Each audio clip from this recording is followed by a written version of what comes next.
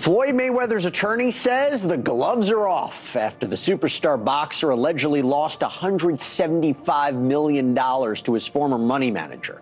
In a lawsuit that was filed Friday, the five-division champ claimed that disgraced New York power broker Floyd "Money" Mayweather spent decades building an unassailable financial empire, flaunting nine-figure checks, custom-built hypercar fleets, and multiple private jets to prove his cash flow was completely bottomless. But behind the scenes lay a massive avalanche of debt, multi-million-dollar tax defaults, and aggressive asset liquidations. How did the man who generated over $1 billion in career earnings— How much money could you reasonably walk out of this fight with? 350 million. $350 million. Yes. Wow. I know you love money, right? I mean, it's cool. It's cool. Yeah. end up backed into a dangerous financial corner? Let's find out. The billion-dollar facade. Back in 2006, Floyd Mayweather was an amazing boxer with an undefeated record.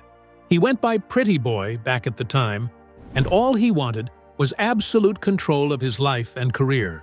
In the chase for independence, he made a massive gamble and paid $750,000 to buy himself out of his promotional contract. Himself to the world as Money Mayweather. It was a brilliant marketing trick because Floyd knew people would pay a lot of money to see an arrogant guy get knocked out. Just like that, he transformed himself into the ultimate sports villain, and his pay-per-view sales exploded because everyone just wanted to see him lose. To keep everyone buying into the hype, physical cash became his favorite prop. Suddenly, he was showing up on his social media carrying heavy duffel bags packed with $100 bills. He filmed viral videos dumping bundles of cash out of designer backpacks, and it just kept going on and on for years. This non-stop flexing proved to everyone that he was a wealthy businessman with endless money. Every day, fans watched these clips and truly believed his money was a bottomless pit that could never run dry. The news and media bought into this display of wealth and claimed his net worth was over $1 billion. But that might have just been a lie. Typically, as a boxer of his caliber, before any dollar got to his account, massive cuts went to taxes, management fees, and promotional costs. From the looks of it then, Floyd never seemed to care about preserving his wealth anyway. He openly told reporters his plan was to spend everything immediately because nobody could take money to the grave. He completely ignored investments and savings and chose to spend his money any way he liked, and he did that pretty well. But as the years went by, red signs started popping up.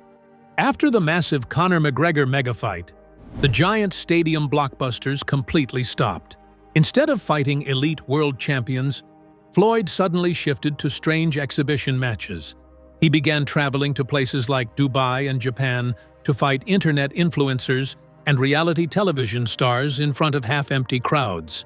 Boxing insiders instantly knew that he was going broke and needed quick cash side hustles to keep his lifestyle afloat.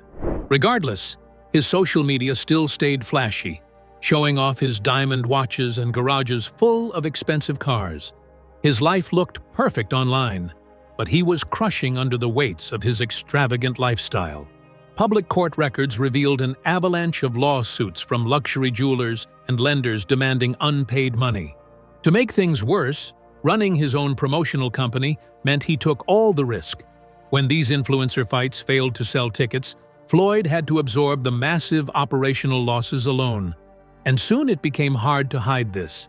Most fans assumed the rumors of his financial trouble were completely fake, right up until the day his favorite $60 million status symbol silently vanished from the sky. This was Air Mayweather, his absolute favorite $60 million custom Gulfstream private jet. This particular plane had his famous TMT brand logo painted boldly across the side, customized leather seating, and a premium interior inside. For years, this aircraft was the ultimate proof of his billionaire status, and you could even call it his second home. Owning a property like this was an incredible flex, yet the ongoing costs of maintenance were brutal enough to break almost anyone.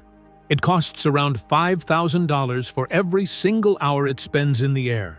And owners of a Gulfstream pay thousands of dollars monthly to keep elite pilots and flight attendants on standby. Then you have to add in non-stop mechanical checkups and expensive hangar storage fees. By the end of 2025, those endless bills finally caught up with the champion. Internet flight tracking websites and corporate business registries started showing highly unusual activity. The plane was not being swapped out for a newer model. Instead, it was quietly listed for a massive fire sale. The public paper trail proved this was a desperate action to pay off immediate debts. Floyd had taken a massive financial hit, accepting a price way below true market value simply to get his hands on fast money. This high-profile sale started a giant domino effect across his entire life. Soon after, secondary luxury sports cars and expensive estate equipment were quietly sold off from his mansions in Las Vegas, Los Angeles, and Miami. For a man who spent decades bragging that he would never set foot on a regular commercial flight, this was the ultimate embarrassment. Not only that, losing his $60 million jet was the least of his worries. A much larger threat was awaiting him. This involved the federal government, who spent 5 years quietly tracking his missing millions, and let's just say Floyd was caught in the trap. The $7.3 million trap. The trap officially snapped shut when the IRS dropped a massive financial bomb on his empire as they filed a federal tax lien for a staggering $7.3 million. The government revealed that Floyd had skipped out on his taxes for 5 straight years, stretching from 2018 all the way to 2023. It was no surprise that Floyd had fallen behind on paying his taxes. Back in 2017, right before his legendary mega fight with Conor McGregor, Floyd famously had to ask the IRS for a temporary break. He begged them to wait for their money until after he collected his enormous paycheck from that fight. He managed to escape back then, yet the dangerous pattern never stopped. This exact problem is something his early accountant, David Hall, saw coming. Way back in the early 2000s, David warned that Floyd was spending heavily without setting aside a baseline safety net for his taxes. Floyd always preferred the tangible feel of physical cash, carrying stacks around. All that money might have looked good on camera, but it was what led to his bankruptcy, as it became a nightmare for accountants to track tax liabilities. Floyd's careless spending was also a huge problem. He seemed to believe his private purchases could easily count as business write-offs. But when federal investigators audited his accounts looking for actual corporate assets, that theory fell completely apart. Now, that $7.3 million base debt turned into a total financial avalanche. With the brutal penalties, daily interest, and heavy collection fees, the total number is expected to snowball out of control. To make things even worse, this federal lien might just be a legal chokehold on his remaining wealth, especially as his assets could be at risk of being frozen. Not only that, Floyd cannot easily sell off his multi-million-dollar mansions to pay back his debts because the government legally blocks those moves, ensuring they take their massive cut before he can touch a single dime. With the government squeezing his wallet from every angle, Floyd needed a massive escape route. Instead of looking for a new boxing match, he did something completely unexpected by turning on his closest allies and launching an explosive legal war against the very people who helped build his empire. This news of Floyd taking his business associates to court was a legal shockwave that shook the sports world to its core. Floyd filed a $340 million lawsuit against his longtime advisor, Al Heyman, Showtime Entertainment, and network executive Stephen Espinoza. For over a decade, these men were his inner circle and the masterminds who helped him build his brand and also his wealth. From the court documents, the boxer claimed that Al Heyman teamed up with an associate named Jeff Morris to set up a hidden, unauthorized network of bank accounts. According to the lawsuit, instead of his massive pay-per-view purses going straight into Floyd's bank account, the money went into this secret web of accounts first. From there, Heyman and Espinoza allegedly acted as financial middlemen. By the time the cash actually trickled down to Floyd, tens of millions of dollars were missing. Recent audits focus heavily on his peak earning years, specifically from 2013 to 2019, which was the golden era when Floyd signed his exclusive, multi-fight deal with Showtime. During that time, he brought in hundreds of millions from blockbusters against Canelo Alvarez and Manny Pacquiao. The suit claims that during this exact window, his trusted partners were running a highly coordinated shortage scheme, leaving him short of millions of dollars on a regular basis. Before the legal battle, Al Haymon was the brilliant strategist who helped Floyd buy out his old contract for $750,000 back in 2006, launching the Money Mayweather brand. From the look of things, some think Floyd's move of turning on Haymon is only a desperate move to get any money he can lay his fingers on based on the timing of the lawsuit. If not, why did Floyd wait over half a decade to complain about missing money from 2019? Showtime and Haymon's legal team aren't going with a fight, as they point fingers right back at the champion. They argue that Floyd's own notoriously messy spending habits is the real reason for the lack of financial accountability. They claim he simply spent his fortune and is now looking for a scapegoat to bail him out. While Floyd was busy blaming his closest friends for draining his fortune, his troubles outside the ring were getting much worse. It turned out his massive business investments were also turning into total mirages, starting with a famous New York property empire that was completely made up, the Manhattan real estate empire. It all started with a massive $402 million media campaign. Floyd went on a high-profile press run across major networks, proudly announcing that he had bought a sprawling portfolio of 1,000 apartment buildings across Upper Manhattan entirely on his own. To make the announcement unforgettable, Floyd went to the media and bragged about his independent wealth. He explicitly stated that he had 0 partners on the deal and owned 100% of the buildings and retail spaces.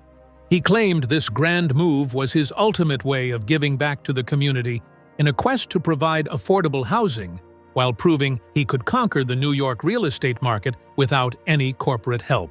The story was just what the headlines wanted, except an investigative reporter named Dan Geiger from Business Insider decided to double-check the math. Geiger spent weeks digging through public housing documents, city deed registries, and financial property records to trace the actual ownership of those buildings.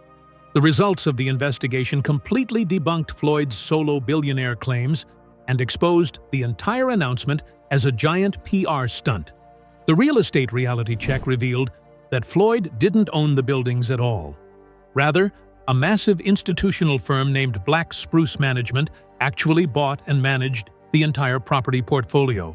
There was a little truth to it, being that Floyd was nothing more than a small minority passive investor. He had chipped in a relatively small amount of cash for a tiny fractional stake in the deal, meaning he had 0 control over the buildings and owned nowhere near what he claimed on television. Furious that his carefully crafted image was exposed, Floyd launched an aggressive $100 million defamation lawsuit against Business Insider. He claimed the article was racially biased and designed to destroy his commercial business deals. The legal scare tactic backfired immediately when his legal team realized that official city deed records are legally indisputable in a courtroom.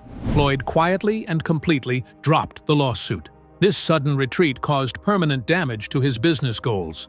Breaking trust with real estate conglomerates and suing journalists over verifiable public facts destroyed his credibility with institutional investors. No serious real estate firm wanted to partner with a celebrity who exaggerated his stakes for social media clout. With this, his grand real estate dream was officially dead. With his New York empire exposed as a complete lie, the spotlight shifted right back to his daily cash flow. Floyd was burning through his savings at a reckless pace, fueling a luxury lifestyle that could easily drain a billionaire vault in record time.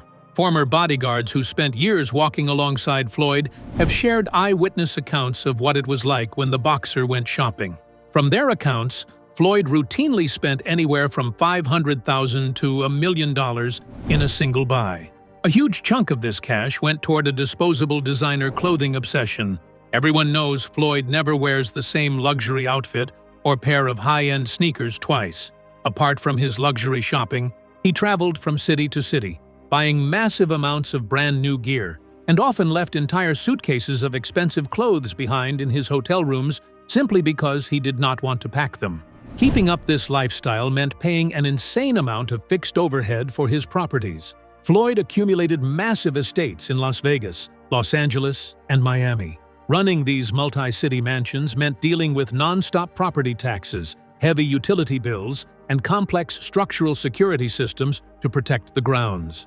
Even when the homes sat entirely empty for months at a time, the financial bleed was a lot. Apart from that, Floyd also owned a fleet of well over 100 ultra-rare hypercars, including Bugattis, Ferraris, and Rolls-Royces. In cases like this, most wealthy celebrities use smart lease structures or corporate financing to protect their wealth when buying depreciating assets. But Floyd did the exact opposite. He bought every car he owned with stacks of physical cash. To make matters worse, he insisted on a unique color-coded fleet system. He kept a dedicated garage of all-white cars at his Los Angeles estate, while keeping a matching fleet of all-black cars at his mansion in Las Vegas. Managing these vehicles required massive support trucks, flatbeds, and a team of specialized mechanics on standby for constant servicing. The heavy monthly burden continued with his permanent entourage payroll. Floyd traveled everywhere with an extensive crew while paying full-time salaries for all his employees. As his direct cash flow slowed down, luxury dealerships and elite fashion brands pushed Floyd to take high-end goods on credit. This created a massive, invisible mountain of hidden debt that stayed off his social media grid. All those expensive cars were nothing compared to a completely different addiction that experts call one of the worst financial mistakes in sports history, a multi-million-dollar obsession that would finally push his finances over the edge. The $18 million mistake. It's no surprise Floyd always spent money on the finest and most luxurious items money could buy. But one particular purchase he got was the talk of the media for weeks. In June 2018, Floyd went out and dropped a staggering $18 million on a single unique, one-of-a-kind timepiece known as the Billionaire Watch, created by Jacob & Company. This wristwatch was completely covered from top to bottom in 260 carats of emerald-cut diamonds. Floyd, as usual, took to his Instagram to flaunt it, calling it the one and only crown jewel of his massive wristwatch collection. What he didn't see was how elite jewelers were completely exploiting his mindset. They knew he constantly craved public validation, so they specifically targeted him, selling heavily marked up pieces at highly inflated retail prices because they knew his ego wouldn't refuse. Most people assume that adding piles of diamonds makes a watch worth more money, but in the actual watch collecting world, this modification causes a total depreciation. The very second a jeweler drills holes into a watch case to glue in aftermarket diamonds, they completely ruin the original factory build. Because of this, these iced-out vanity items instantly lose 50 to 70% of their resale value on the secondary market. Floyd couldn't care more about this. As long as it looked expensive, he was going to get it. Critics have also openly stated that Floyd would probably be the only person in the world flashy enough to pay over $15 million for a wristwatch. However, managing this collection quickly turned into a massive logistical nightmare. Floyd liked to travel with a rotation of 30 different watches at any given time. Instead of using armored cars or high-security cases, he frequently tossed tens of millions of dollars in loose jewelry into basic gym backpacks. This created an absolute nightmare for his insurance companies and kept his bodyguards on a constant edge, forcing them to protect ordinary-looking bags that held a fortune. All of this finally fell apart when luxury diamond dealers in New York ran out of patience. Several high-end jewelers quietly filed legal demands and lawsuits against the champion, exposing the fact that he had defaulted on his payment schedules for his custom pieces. When a financial emergency hits, trying to cash out on custom jewelry is a total disaster. Pawn shops and diamond refiners do not really care about celebrity hype. They only pay for the raw weight of the metal and the basic wholesale price of the loose rocks. This meant a piece Floyd spent millions on would only bring in a tiny fraction of its original price when he decided to sell it out for cash. With the bills mounting and his sources of income running dry, Floyd needed a fast escape route that didn't involve taking real punches in the ring. This is when he took his wildest gamble of walking away from conventional finance to dive headfirst into the shady, unregulated world of online crypto scams. the desperate crypto scams. During his retirement years, he basically became a walking billboard for highly unstable digital tokens and sketchy startups. He did not care about the authenticity of it, and crypto insiders later revealed that Floyd had absolutely zero understanding of how blockchain worked. His strategy was to get paid millions in dollars just for influencing. This reckless approach led straight into the disastrous Centra Tech scandal in 2017. Floyd promoted a fraudulent digital card project that blew up so spectacularly that the federal government had to step in. The investigation ended with the company's founder receiving a federal prison sentence. The government financial cops at the SEC came down hard on Floyd next, and he was fined hundreds of thousands of dollars because he failed to disclose that he was being paid to push these investments to his fans and followers. Shortly after, he started promoting another token called Ethereum Max, even wearing their logo on his clothing during massive boxing press conferences. His die-hard fans still trusted the token brand because of his affiliation with his name and watched their life savings vanish within days. This triggered a giant class-action lawsuit that targeted his personal brand. While his digital ventures were crashing down, his real-world brick-and-mortar commercial franchises were treating their own workers to an even darker reality. Floyd tried to build a global fitness empire called Mayweather Boxing and Fitness. It looked spectacular on paper, but the operational reality was an absolute disaster. A coach named William Basham finally blew the whistle on the company and exposed a heartbreaking pattern of continuous unpaid wages at Floyd's branded locations. The financial breakdown at these gyms led to a shocking corporate charity situation where the gym staff members went well over a month without receiving a single paycheck. The trainers and front desk workers were completely stranded, forced to rely on sympathetic gym members who donated Chick-fil-A gift cards just so the staff could afford to eat. The exact second the operational deficits grew too large and legal wage demands started hitting the courts, Floyd executed his classic escape move. He completely detached his name from the franchise, turned his back on the workers, and walked away from the project to protect his own image. The decay quickly spread to his main business, Mayweather Promotions, which took a big hit when boxing superstar Gervonta "Tank" Davis officially broke ties and left the stable. Losing Tank also stripped the promotional company of its primary revenue generator and left the business hollowed out. At the same time, his adult entertainment venue on the Las Vegas Strip, a club called Girl Collection, was quietly drowning in its own debt as it also faced local tax liens, crushing monthly overhead costs, and outstanding bills from furious local vendors. This string of failures completely destroyed the public myth that Floyd was a successful serial entrepreneur. None of his post-boxing brands could achieve self-sustaining commercial success without his direct physical presence inside the building to draw a crowd. With his businesses completely falling apart, Floyd realized he could no longer find easy money in America. He had to look overseas, where wealthy foreign promoters were waiting with bags of upfront cash for bizarre international events. He took the money, and these desperate deals were about to leave a trail of absolute chaos and furious business partners all over the globe. The Logan Paul smoking gun and Dubai debts. Somehow, Floyd managed to convince a group of wealthy Middle Eastern investors to hand over a massive chunk of cash up front by selling them the future broadcasting rights to an exhibition match using Logan Paul's name and face. The only problem was that Logan Paul was already all over social media, telling the world that Floyd still owed him anywhere from $1.2 to $1.5 million from their fight back in 2021.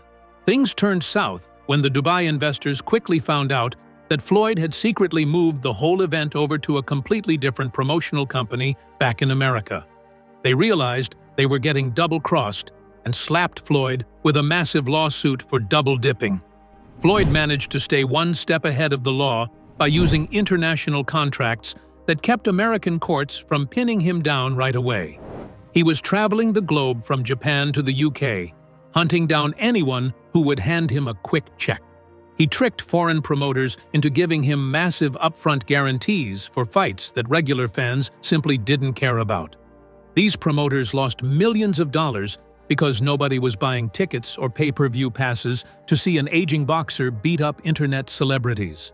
The absolute lowest point happened at an arena in London, where Floyd showed up to box a reality television star and ended up performing in front of a stadium full of empty seats.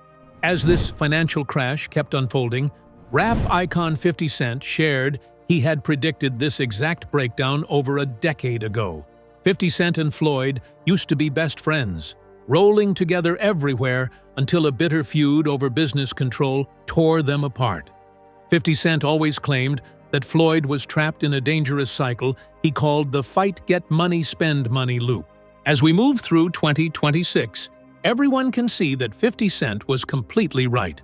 Floyd never bothered about investing or diversifying his money that could build safe, generational wealth. The contrast between the two former friends is night and day.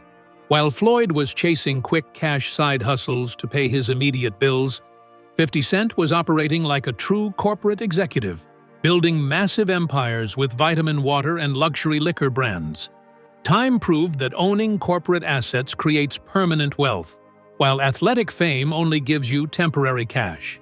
Now, the boxing world is forced to face an uncomfortable truth about the champ's biggest critic being completely right about his financial fate. With his options completely running out at home and abroad, Floyd is backed into the tightest corner of his entire life.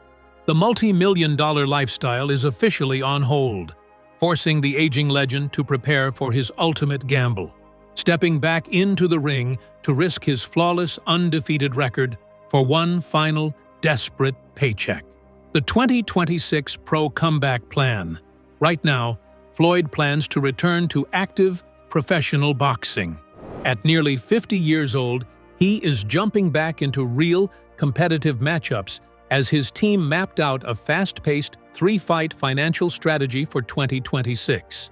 This aggressive roadmap is specifically designed to bring in hundreds of millions of dollars in quick capital. He needs this massive influx of cash right away to clear his active tax liens and settle his growing mountain of legal liabilities. The most interesting part of this plan is a massive rematch against his old rival, Manny Pacquiao, and late-stage negotiations are already happening behind closed doors. In other news, there have been talks about Netflix wanting to lock into this massive event for its expanding live sports division. This move puts his entire historic legacy on the line. Stepping into a real professional bout means his perfect 50-0 record is in serious danger. He will not be fighting internet stars anymore, but facing younger, faster, and highly active opponents who want nothing more than to be the first person ever to knock out Floyd Mayweather. This decision completely contradicts his old public stance on boxing. For decades, Floyd proudly told everyone that he would never risk his brain function for money. Now, he is breaking his own golden rule. Entering a professional boxing ring at his age is an incredibly dangerous medical reality, and it represents an absolute final roll of the financial dice. This high-stakes return changes everything we know about athletic fortunes. When a superstar athlete like Floyd goes broke, it looks completely different from an ordinary person's financial views. It doesn't exactly mean his bank accounts are down to zero.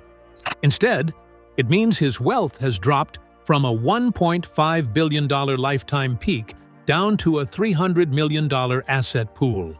While he still owns valuable properties and luxury items, he cannot easily spend them as he wants to. Someone as elite as him cannot survive on millions if their fixed monthly commitments require hundreds of thousands of dollars to avoid going into default. The bills for mansions, security teams, and past luxury debts keep rolling in every single day. On top of that, Floyd is trapped inside the psychological prison of his own money persona. It is deeply difficult for a man who built his entire identity around infinite wealth to suddenly humble himself.